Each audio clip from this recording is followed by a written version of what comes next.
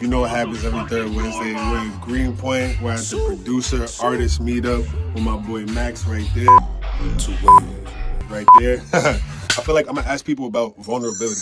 What is your level of vulnerability when it comes to the music? How vulnerable are you in connecting with your audience, expressing yourself? I just want to know where people are at. So, what's good? What's going on, my boy? You already know. Yeah, we out here. I think my music journey has been really interesting for me. I'm not gonna lie, in terms of like growth and development. When I started making music, probably I was like 17. I'm 29 now. You feel me? My whole life I've been surrounded by music. It was always fun for me. I had took a little hiatus after college to find myself, to really realize if I want to really keep making music. Beyond the music itself, just having a platform to create my art, speak my shit, and just make shit that I have fun with and I can look at and be like, yo, this is dead hard. I made this. That shit is exciting, bro. This is like what I do it for, and I think like my last 2 specific years, I've had like a lot of close friends. I've been coming to meet people, and I met you, all these different people in spaces like this, and it just helps bring that confidence out of me. It definitely does take a lot to get in front of a camera or a crowd or anybody and really express yourself, you know what I'm saying? You're vulnerable, you're showing people like how you make art, what you think, what you express,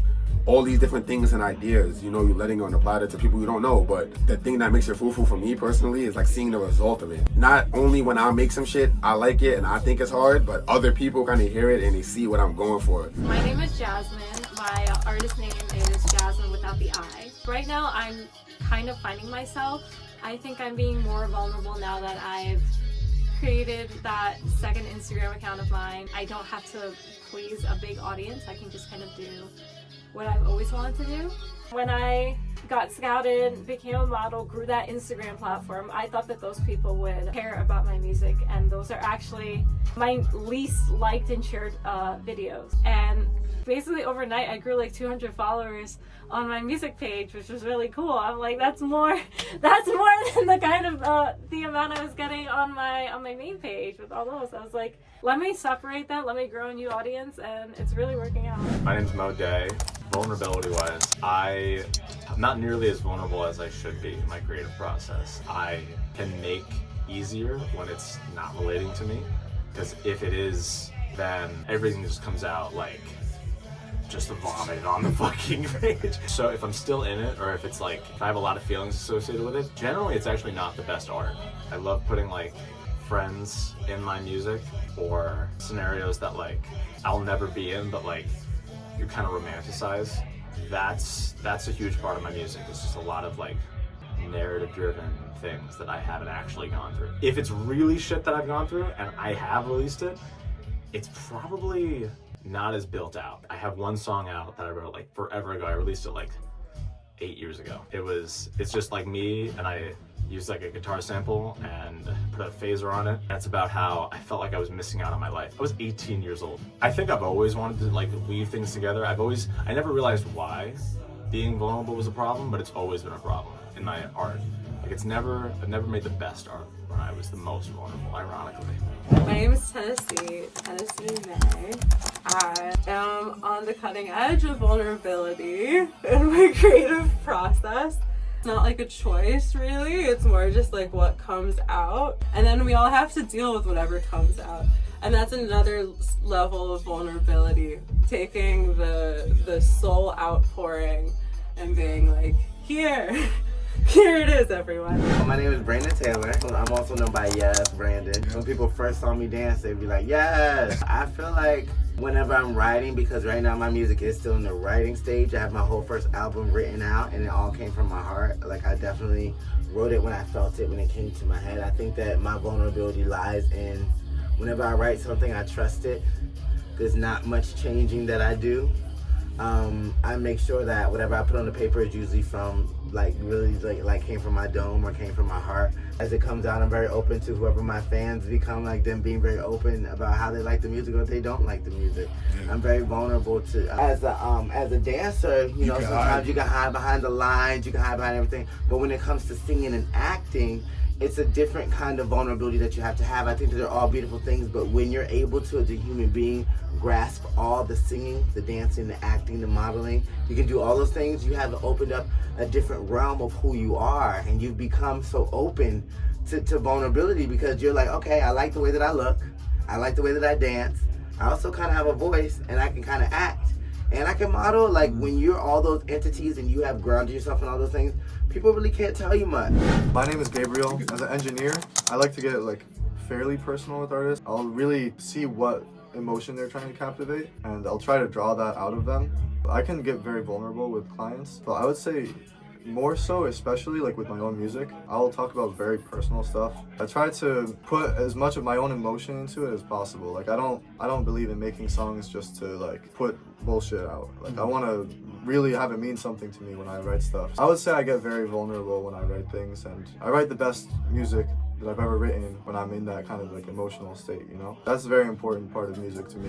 I'm Max. I'm the one who originally started this event up, was looking for a venue to meet other people who do music and find collaborators and just generally create community around it. Got in contact with Tsunami. We ended up hosting events here starting in January last year, and it's been popping since then, honestly. I'm not that vulnerable because I don't write lyrics. It's just purely beat production, right? So for the most part, that side of it isn't really too much of a vulnerable portion. But I will say, having to learn how to promote stuff on TikTok and get more active on there, there's that cringe threshold that you have to get through. But once you step through that door, it's so much easier to start doing. Definitely a freeing thing for me, I think, just posting content more often and getting used to doing at least like 4 or 5 things a week. That's another thing, just making sure that you're around the right people when you make stuff. And like, if you're not around the right people, then the vulnerability does become a lot stronger because you're not really yourself and you start pressing and trying to figure things out. I'm Maki. I'm originally from California. My levels of vulnerability are basically probably the most vulnerable when I'm kind of collecting and sourcing material, like opening myself up, writing things down, crying about things. I do think that at some point I really have to lock in and take away the emotional aspect of it so that I can come up with like a good structure or a melody. Kind of from there on out, it's trekking along. Then when I go into the recording studio, that part is exciting when you're collaborating, but when you're on your own, I think that's really vulnerable. You're going to come up against walls or like start not liking what you're doing, and it's very easy at that point to completely just give up or be like, I'll work on it later. Then once it's done, my absolute favorite part is showcasing it. By then I'm like stoked, I'm like, hear me roar, I have something to share with you. Those moments can be vulnerable for both like the audience and yourself if you're doing something that is emotional, but that's a really cool vulnerability because you know that the song hit, you know that you've moved somebody. My name is Walker Perry. I'm a producer. I currently live in Brooklyn. I think that making music generally is a very vulnerable act. I think that the best result that you can get is when you're as vulnerable as you can possibly be. I don't know how vulnerable I'm being, but I hope that my music speaks for itself, you know what I mean? So my name is Steven. I do music management. My artist's name is TCOX Jig. I like to think of us as like a team, kind of like, you know, we're trying to build something here. At the end of the day, we have to kind of be able to be vulnerable with one another in the sense of I have to be able to give him my input and like what I really genuinely think about the music and how it's going. I find myself allowing my own emotions to kind of stray away from the music and just listen to it as if I was someone on the outside in.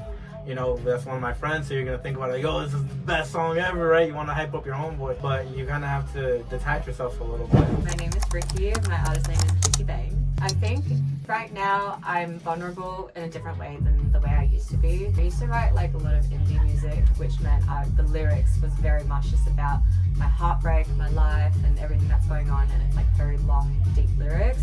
Now that I'm making more dance music, the lyrics are more simplified. They can still be about my personal life, but it doesn't get as vulnerable as I used to.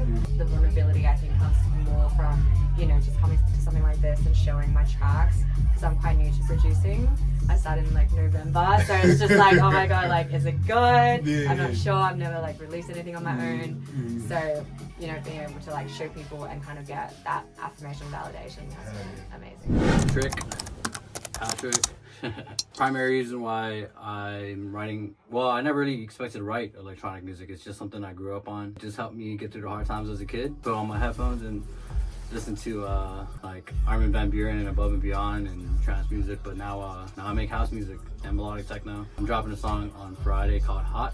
It's just kind of like a dedication to all my good times at like music festivals and raves and all that. So I think I'm gonna write for some sound that feels like it describes my life. To wait.